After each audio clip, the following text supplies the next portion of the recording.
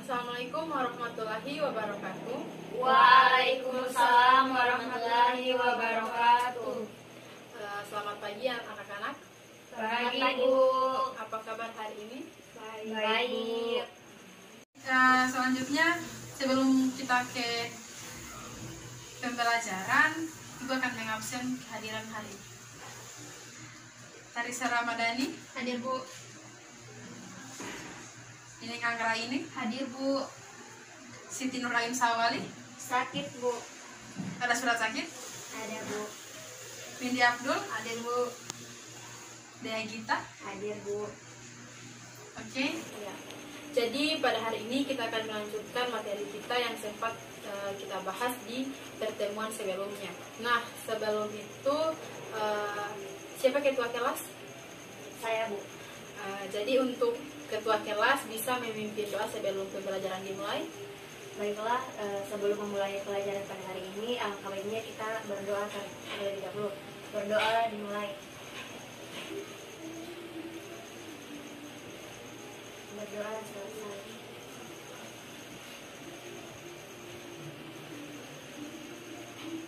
Oke, ada yang masih ingat materi minggu kemarin kita bahas apa? Oke, mungkin sempat lupa. Nah, ada yang tahu ini gambar apa? Saya, Bu. Ya deh ya. Virus. Berarti kita akan membahas Virus.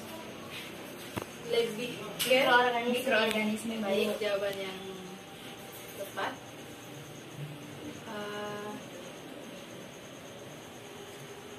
Nah, di sini ada sejarah tentang perkembangan mikroorganisme. Di sini Ibu jelaskan secara singkat saja untuk mengulangi apa yang telah kita bahas minggu lalu, di mana sejarah perkembangan organisme itu pertama terungkapnya dunia mikroba, yakni dengan ditemukannya mikroskop oleh Lee Won Hook, yakni pada tahun 1633 sampai dengan 1723, di mana mikroskop temuan tersebut masih sangat sederhana, yang dilengkapi satu lensa dengan jarak fokus yang sangat pendek, tetapi dapat menghasilkan bayangan jelas yang perbesarannya ini antara 50 sampai dengan 300 kali. Nah, apa sih mikroorganisme itu? Nah, mikroorganisme adalah organisme yang hidup yang berukuran sangat kecil, di mana hanya dapat diamati menggunakan mikroskop. Nah, mikroorganisme ini juga disebut dengan organisme mikroskopik, di mana mikroorganisme ada yang tersusun atas satu sel atau uniseluler, dan ada juga yang tersusun atas beberapa sel dan multiseluler. Nah, walaupun mikroorganisme tersebut tersusun atas satu sel, namun mikroorganisme ini dapat menunjukkan semua karakteristik organ hidup, yaitu berupa bermetabolisme, bereproduksi, melakukan komunikasi, dan juga melakukan pergerakan. Nah, ilmu yang mempelajari mikroorganisme ini yang biasa disebut dengan mikrobiologi. Nah, mikroorganisme itu terdiri dari beberapa jenis, yaitu bakteri, virus, dan juga fungi atau jamur. Nah, bakteri atau bakterium adalah kelompok organisme yang tidak memiliki membran inti sel, di mana organisme ini termasuk ke dalam domain prokariota dan berukuran sangat kecil atau mikroskopik, serta memiliki peran besar dalam kehidupan di alam. Selanjutnya untuk fungi. Nah, fungi atau jamur merupakan organisme eukariotik heterotrof karena tidak mengandung klorofil, sehingga makanannya diambil dengan cara absorpsi dari lingkungan dan berkembang biak dengan spora. Kemudian untuk virus, yaitu virus ini berasal dari bahasa Yunani, yaitu venom, yang berarti racun. Nah, virus ini merupakan elemen genetik yang mengandung salah satu asam nukleat, yaitu asam deoksiribonukleat atau RNA. Nah, virus ini bisa berasal dalam dua kondisi yang berbeda, yaitu secara intraseluler, yaitu dalam tubuh inang, dan ekstraseluler, yakni di luar tubuh inang. Nah, tadi kan Ibu sudah menjelaskan dari sejarah perkembangan mikroorganisme. Mungkin ada yang bisa mengulangi secara singkat. Harisa, bisa? Ya, Bu. Awal terungkapnya dunia mikroba itu dengan ditemukannya mikroskop Leeuwenhoek pada tahun 1633 sampai 1723. Mikroskop temuan tersebut masih sangat sederhana. Dilengkapi dengan satu lensa dengan jarak fokus yang sangat pendek, tetapi dapat menghasilkan bayangan jelas yang perbesarannya 50 sampai 300 kali. Terima kasih, jawaban yang sangat baik ya. Terima kasih untuk Darisa. Kemudian tadi Ibu juga sempat menjelaskan apa itu bakteri, virus, dan juga fungi. Mungkin ada yang bisa menjelaskan ciri-ciri dari ketiga jenis mikroorganisme tadi? Saya, Bu. Ya, Nini. Ya, yang pertama saya akan menjelaskan tentang ciri-ciri dari bakteri. Di mana bakteri ini memiliki ciri-ciri: satu, organisme multiseluler; yang kedua, prokariotik; yang ketiga, memiliki ukuran tubuh yang bervariasi antara 0,12 sampai dengan ratusan mikron; yang keempat, memiliki bentuk tubuh yang beraneka ragam; yang kelima, hidup bebas atau parasit; dan yang keenam, hidup di lingkungan ekstrim. Kemudian ciri-ciri dari fungi. Yang pertama, fungi merupakan organisme uniseluler maupun multiseluler. Yang kedua, tidak mempunyai klorofil. Yang ketiga, hidup secara heterotrof. Yang keempat, struktur sel eukariotik, dan habitat jamur secara umum terdapat di dalam dan di tempat yang lembab. Kemudian ciri-ciri dari virus. Yang pertama, berukuran 28 sampai 200. Kemudian berbentuk T, batang, bola, jarum, dan lain-lain. Merupakan organisme non-seluler, bersifat parasit obligat, hanya memiliki bahan inti berupa DNA atau RNA saja. Tubuhnya dilindungi oleh kapsid, kemudian dapat dikristalkan, dapat memperbanyak diri, dan dapat melewati filter bakteri. Itu jawaban dari saya, Bu. Baik, terima kasih. Jawabannya sangat baik ya, cukup jelas. Nah, tadi mikroorganisme ini sangat berperan di kehidupan makhluk hidup lain. Nah, mungkin ada yang tahu apa saja peranan-peranan dari mikroorganisme itu, baik yang positif maupun juga negatif. Saya, Bu. Oh, baik, untuk Diagita. Jadi di sini saya akan menjelaskan keuntungan dari mikroorganisme. Adapun dari keuntungan mikroorganisme itu terbagi dari beberapa bidang, yaitu yang pertama bidang pertanian. Nah, di dalam bidang pertanian ini mikroorganisme dapat digunakan untuk peningkatan kesuburan tanah melalui fiksasi. Kemudian yang kedua yaitu bidang makanan dan industri. Di beberapa bahan makanan ini yang sampai saat ini dibuat dengan menggunakan mikroorganisme sebagai bahan utama prosesnya. Misalnya pembuatan bir dan minuman anggur dengan menggunakan ragi. Kemudian pembuatan roti dan produk air susu dengan bantuan bakteri dan asam laktat. Kemudian di bidang produksi bahan kimia farmasi. Produk yang paling terkenal adalah antibiotika, obat-obatan, steroid, insulin, dan insteverok yang dihasilkan melalui bakteri hasil rekayasa genetika. Kemudian di bidang yang terakhir yaitu bidang kesehatan. Salah satu manfaat mikroorganisme dalam bidang kesehatan adalah dalam menghasilkan antibiotika. Bahan antibiotik dibuat dengan bantuan fungi. Kemudian actinomycet dan bakteri lain. Nah, antibiotik ini merupakan obat yang paling maju untuk memerangi infeksi oleh bakteri. Mungkin itu dari saya. Jadi jawaban dari dia itu sudah baik ya. Sekarang sekarang Ibu minta satu orang lagi untuk menyampaikan peran mikroorganisme yang negatif. Saya, Bu. Oke, Windy. Selain memiliki keuntungan, tentunya mikroorganisme juga memiliki beberapa kerugian pada makhluk hidup. Tentunya pada tumbuhan, hewan, di antara lainnya sebagai berikut. Pada tumbuhan yaitu tumbuhan Xanthonas chytri, yaitu penyebab kanker batang jeruk. Tumbuhan selanjutnya yaitu Erwinia pracephilia, yaitu penyebabnya penyakit busuk daun labu. Kedua, pada hewan Bacillus anthracis, yaitu penyebab penyakit antraks pada hewan ternak. Hewan kedua yaitu Trichinococcus bovis, itu penyebab penyakit tengkak pada rahang sapi. Hanya itu yang saya tahu. Terima kasih kepada Windy, jawabannya sudah baik. Nah, tadi itu apa peran negatif dari mikroorganisme, namun hanya pada hewan dan tumbuhan. Ada yang bisa menjelaskan peran-peran negatif, mungkin penyebab penyakit yang terjadi pada manusia? Ada? Saya, Bu. Oke, Tarisa. Contoh virus yang terjadi pada manusia itu ada diare. Diare itu kebanyakan disebabkan oleh beberapa infeksi protozoa atau virus atau virus.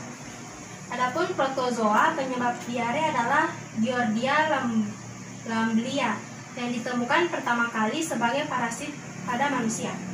Lalu ada penyakit disentri. Disentri adalah infeksi usus yang disebabkan oleh protozoa Entamoeba histonica, di mana penderita mengalami diare terus-menerus dengan tinja berdarah.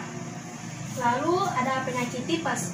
Tipes atau tipus adalah penyakit infeksi bakteri pada usus halus dan terkadang pada aliran darah yang disebabkan oleh bakteri Salmonella typhosa atau Salmonella paratipi. Ya, sudah jelas ya. Jadi tadi sudah disampaikan dari peran positif dan negatif yang ada pada makhluk hidup yang disebabkan oleh mikroorganisme. Nah, tadi ada teman kalian yang sudah menjelaskan atau menyampaikan ciri-ciri dari bakteri, fungi, dan juga virus. Ada yang bisa mengulangi perbedaan, bukan mengulangi ya, bisa menyimpulkan bahwa virus, bakteri, dan juga fungi itu berbeda. Ada? Saya, Bu. Oke, dia. Jadi di bakteri dan fungi itu memiliki perbedaan jika dilihat dari strukturnya. Bakteri itu bersifat prokaryotik, sedangkan fungi dia bersifat eukaryotik. Selain itu cara mendapatkan makanannya, bakteri bersifat autotrof atau heterotrof. Kemudian untuk fungi dia bersifat heterotrof atau saprofit parasit. Kemudian jika dilihat dari alat geraknya, bakteri menggunakan dengan flagel. Kalau fungi dia tidak menggunakan apapun. Kalau jika dilihat dari indok, kalau bakteri dia termasuk di monera, sedangkan fungi dia termasuk di fungi. Mungkin dari saya itu. Terima kasih untuk jawaban dari dia, sangat jelas ya. Nah, tadi kan kita sudah membahas tentang mikroorganisme. Sekarang Ibu mau bagi kalian menjadi 2 kelompok. Di sini kita akan diskusi tentang satu jenis mikroorganisme, yakni kita ambil virus. Oke, saya bagi 2 kelompok. Nah, kelompok 1 yaitu Dea Gita sama Nining, kemudian kelompok 2 Tarisa Ramadhani sama Windy Abdul. Baik, Bu. Di sini kalian akan membahas tentang virus. Diskusikan dengan teman kelompok kalian. Saya beri waktu 15 menit, kemudian menyimpulkan hasil diskusi dan sampaikan di depan kelas. Baik, Bu. Ya, baik anak-anak, waktu sudah habis. Sekarang Ibu minta dari kelompok masing-masing bisa menyimpulkan apa yang telah kalian diskusikan dengan teman sekelompok. Dipersilahkan dari kelompok 1. Saya akan memaparkan hasil diskusi kami, yaitu tentang pengertian virus dan juga komponen utama penyusun virus. Pengertian virus. Virus adalah parasit intraseluler obligat yang berukuran antara 20-300 nm. Bentuk dan komposisi kimianya bervariasi, tetapi hanya mengandung RNA atau DNA saja. Partikelnya secara disebut pision yang terdiri dari kapsid yang terbungkus oleh sebuah diploprotein atau membran lipid, dan virus resisten terhadap antibiotik. Bentuk virus berbeda-beda, ada yang bulat, batang, dan seperti huruf T. Kemudian ada komponen utama penyusun tubuh virus. Yang pertama ada kepala, yang kedua ada isi tubuh, yang ketiga ada ekor, yang keempat ada kapsid. Nah, di kepala ini berisi DNA atau RNA yang menjadi bahan genetik kehidupannya. Kemudian isi tubuhnya disebut virion, adalah bahan genetik yang berupa salah satu tipe asam nukleat atau DNA RNA. Kemudian untuk ekor, bagian dalamnya struktur tubuh virus yang berfungsi sebagai alat untuk menempelkan diri pada sel inang. Kemudian kapsid yang terakhir, yaitu lapisan berupa rangkaian kopsomer pada tubuh virus yang berfungsi sebagai pembungkus DNA atau RNA. Untuk ciri-ciri virus akan dilanjutkan oleh rekan saya. Ya baik, ciri-ciri dari virus. Yang pertama, virus memiliki RNA atau DNA saja. Yang kedua, dapat dikristalkan. Dan yang ketiga, memerlukan asam nukleat untuk bereproduksi. Yang keempat, tidak melakukan aktivitas metabolisme karena tidak ada sitoplasma. Yang kelima, bersifat aseluler. Dan yang keenam, berukuran lebih kecil dari bakteri.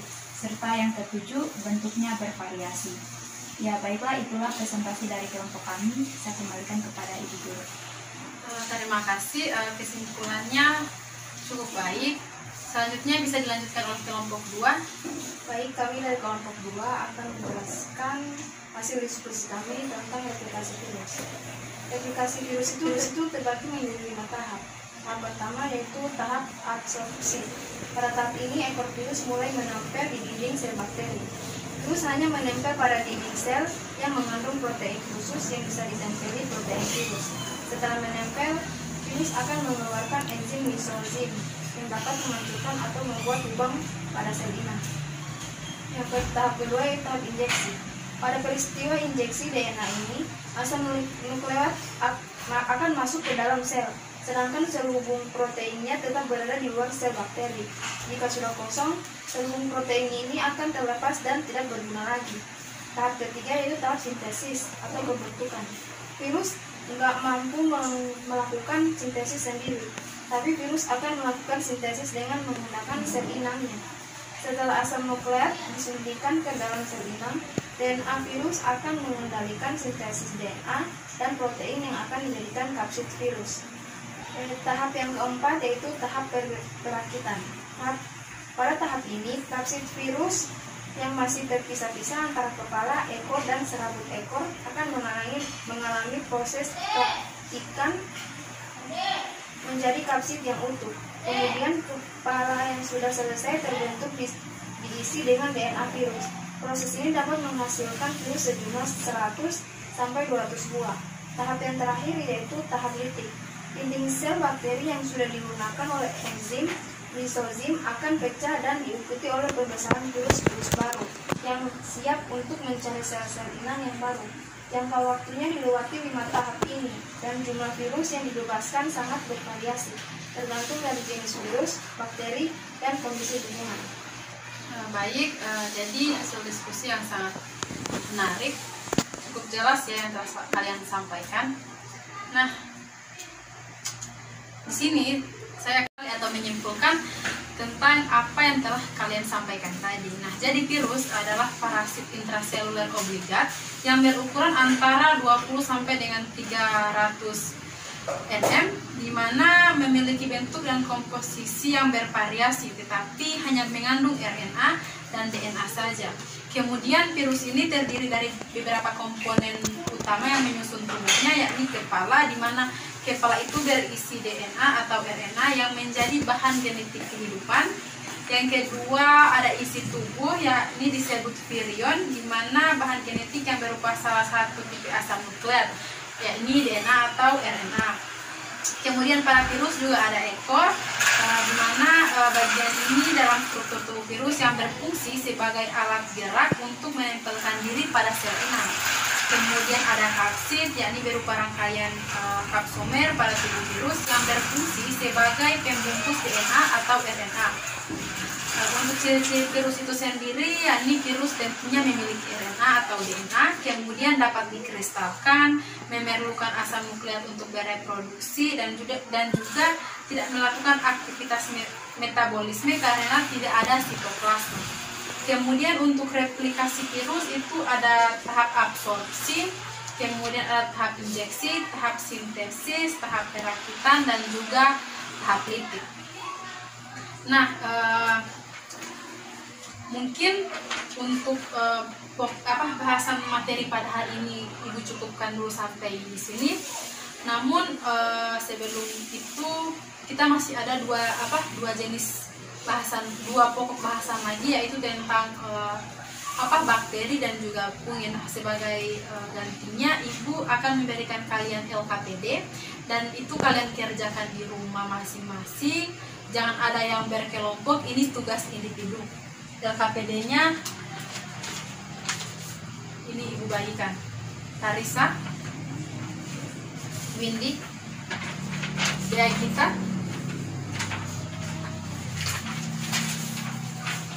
dan juga ini. Baik, terima kasih untuk kehadirannya hari ini. Lebih dan kurangnya saya mohon maaf. Assalamualaikum warahmatullahi wabarakatuh. Waalaikumsalam warahmatullahi wabarakatuh.